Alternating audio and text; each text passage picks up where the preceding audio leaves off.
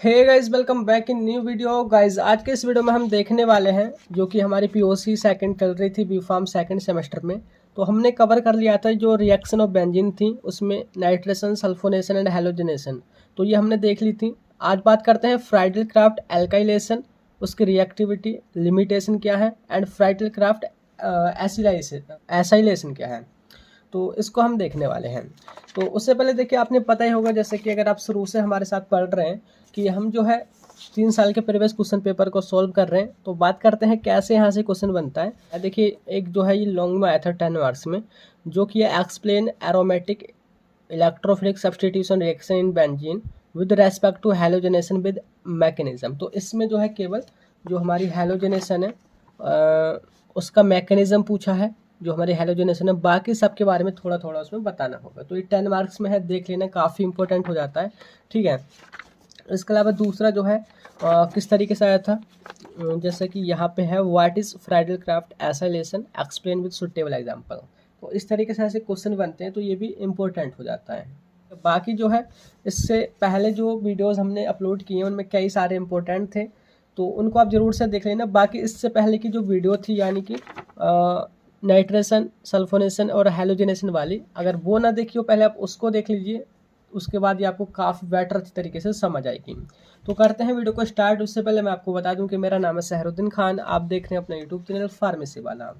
तो सबसे पहले बात करते हैं फ्राइडल क्राफ्ट एल्काइलेशन है क्या। देखिए, फ्राइडल और क्राफ्ट ये दो साइंटिस्ट के नेम है, ये अलग कंट्री के हैं और ये अमेरिकन कंट्री के हैं। तो अभी लास्ट में इनके बारे में लिखा है मैंने, तो बने रहना। तो ये हमारे दो साइंटिस्ट हैं जिन्होंने सबसे पहले ये एल्काइलेशन और एसाइलेशन दो रिएक्शन ये दी थी, प्रपोज की थी।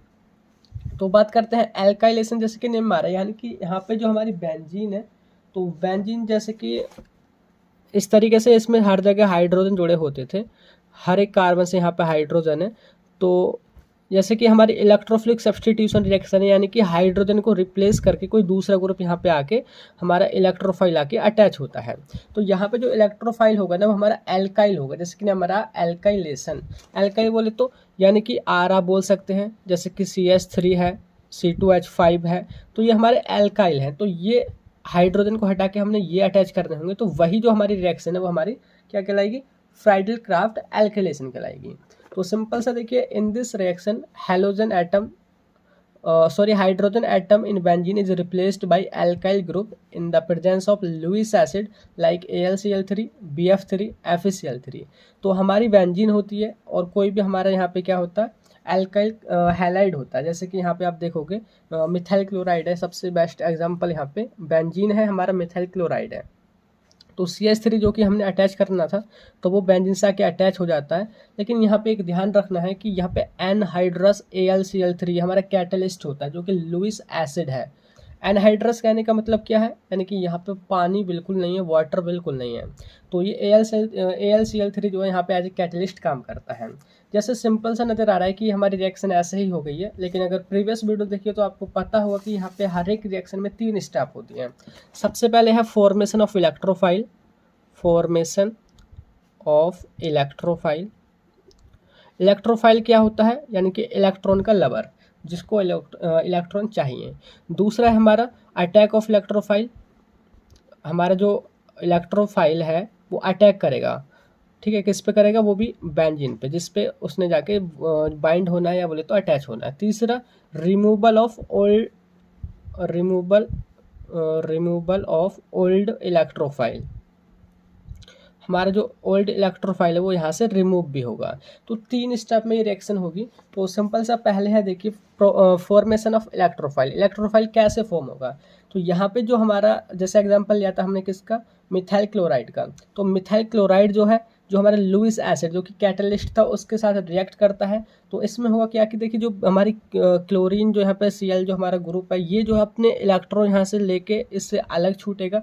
तो जैसे ही अपने इलेक्ट्रॉन लेके जाएगा, बोले तो इस पर नेगेटिव चार्ज आ जाएगा। बाकी जो हमारा CH3 है, तो इस पे जो है पॉजिटिव चार्ज आ जाएगा, क्योंकि देखिए कार्बन की 4 वैलेंसी होती है। तो यहाँ पे कार्बन 3 के साथ बॉन्ड बना रहा है, यानी कि 3 हाइड्रोजन के साथ, और ये टूट जाएगा।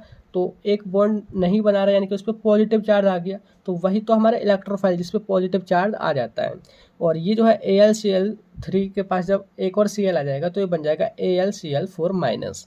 तो इस तरीके से पहले हमारा इलेक्ट्रोफाइल बनेगा। उसके बाद क्या है, अटैक ऑफ इलेक्ट्रोफाइल, यानी कि उसके बाद जो इलेक्ट्रोफाइल जो बना है वो अटैक करेगा बेंजीन पे। और वो कैसे करेगा, जहाँ भी मतलब ये इलेक्ट्रोफाइल आके जुड़ेगा तो वो कहाँ पे जुड़ेगा, जहाँ पे इलेक्ट्रॉन की डेंसिटी ज़्यादा होगी। तो बेंजीन उसके लिए क्या करता है कि एक बॉन्ड को वो तोड़ता है और ये जो यहाँ के इलेक्ट्रॉन्स है वो इस कार्बन पे शिफ्ट कर देता है, यानी कि यहाँ पे इलेक्ट्रॉन की डेंसिटी बढ़ जाती है। वहीं पे आके जो है हमारा जो इलेक्ट्रोफाइल है वो अटैच होता है, वो यहाँ पे अप्रोच होता है।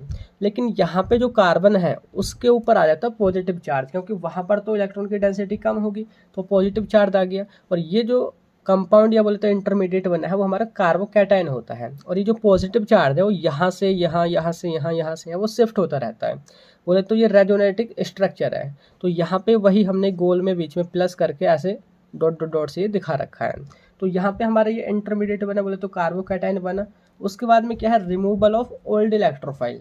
हमारे देखिए बेंजीन बहुत ही चालाक है, जब एक चीज़ निकलेगी, जैसे कि अगर उसने ये CH3 आके अटैच करवाना है तो जब तक CH3 यहाँ पे नहीं आ जाएगा वो तब तक इस हाइड्रोजन को नहीं छोड़ेगा, यानी कि एक चीज़ हटेगी तो दूसरी तुरंत ये लगा लेगा। बोले तो यहाँ पे जो हमारा ओल्ड इलेक्ट्रोफाइल है, यानी कि H जो है यहाँ पे, जैसे कि H नज़र आ रहा है, हर एक कार्बन पे हाइड्रोजन है तो यहाँ भी हाइड्रोजन होगा।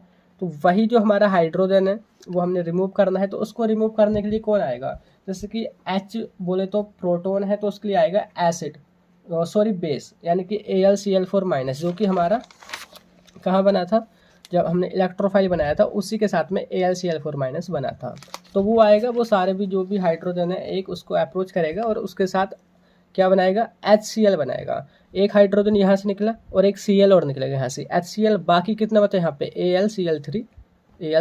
तो ये तो हमारा कैटलिस्ट है, जैसा हमने यूज़ किया था शुरू में सेम का सेम वही लास्ट में जाके बच जाएगा, वही तो होती है कैटलिस्ट। और सिंपल सा CH3 जो हमारा ये बेंजीन पे आके अटैच हो जाएगा और ये बनाएगा टोल्यूइन। इसका कंपाउंड का नाम है टोल्यूइन। तो ये जो है इस तरीके से जो ये हुई, ये हमारी फ्राइडल क्राफ्ट एल्काइलेशन है, क्योंकि यहाँ पे एल्काइल ग्रुप बेंजीन से आके अटैच हो गया, बोले तो हाइड्रोजन को रिप्लेस करके एल्काइल ग्रुप यहाँ पे अटैच हो गया है। ठीक है, तो इस तरीके से ये जो है हमारा फ्राइडल क्राफ्ट एल्काइलेशन, उसका मैकेनिज्म वगैरह ही कंप्लीट होता है। उसके बाद में बाकी यहाँ पे एक पॉइंट है, वो है लिमिटेशन की फ्राइडल क्राफ्ट एल्काइलेशन की क्या लिमिटेशन है, तो वो सिंपली यहाँ पे लिखी हुई है। तो पहला पॉइंट देखिए वो है aryl halide can not be used in place of alkyl halide. जैसे कि ये जो है अभी जो हमने यूज़ किया था वो क्या था, CH3Cl। तो ये जो है एल्काइल ग्रुप है और ये हमारा हैलाइड ग्रुप है, बोले तो हैलोजन है, तो ये हमारा एल्काइल हैलाइड हुआ। तो हम फ्राइडल क्राफ्ट एल्काइलेशन में केवल एल्काइल हैलाइड ही यूज़ कर सकते हैं, हम एराइल हैलाइड यूज़ नहीं कर सकते। बोले तो कोई हमारी फिनाइल की रिंग इस तरीके से Cl के साथ जुड़ी है, हम इसको यहाँ पे यूज़ नहीं कर सकते, तो ये इसकी लिमिट है। तो पहला आपको पॉइंट समझ आया। दूसरा है देखिए, aniline and other aromatic compound do not undergo Friedel Crafts alkylation. तीसरा पॉइंट भी आप समझिए, इसको मैं दूसरे के साथ समझ आया, मतलब दोनों को एक साथ समझा दूंगा। Friedel Crafts alkylation failed when use with compound such as nitrobenzene and other deactivating group. जैसे कि एनिलीन की बात करें, एनिलीन क्या होता है, एनिलीन में बेंजीन जो है उस पर NH2 अमीन ग्रुप आके अटैच हो जाता है। और नाइट्रोबेंजीन में क्या होता है, हमारा यहाँ पे NO2 ये जो ग्रुप है वो आके अटैच हो जाता है।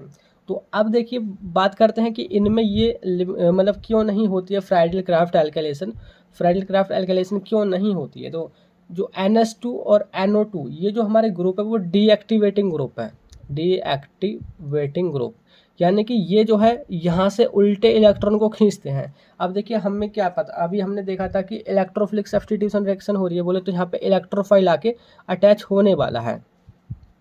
तो इलेक्ट्रोफाइल तो वहाँ पे आएगा ना जहाँ पे इलेक्ट्रॉन ज़्यादा होंगे, इलेक्ट्रॉन का लवर वहीं तो भागेगा जहाँ पे इलेक्ट्रॉन ज़्यादा होंगे। और क्या हो कि वहाँ पे ऑलरेडी ऐसे ग्रुप अटैच हों बेंजीन से कि जो कि हमारे क्या करते हैं, इलेक्ट्रॉन को खींच रहे हैं अपनी तरफ। तो बेंजीन के पास तो इलेक्ट्रॉन की कमी हो रही है। तो सिंपल सी बात है कि ये जो है यहाँ पे जो रिएक्शन है जो हमारी फ्राइडल क्राफ्ट एल्काइलेशन वो यहाँ पे नहीं होगी। तो आई होप ये पॉइंट आपको समझ आ गया होगा।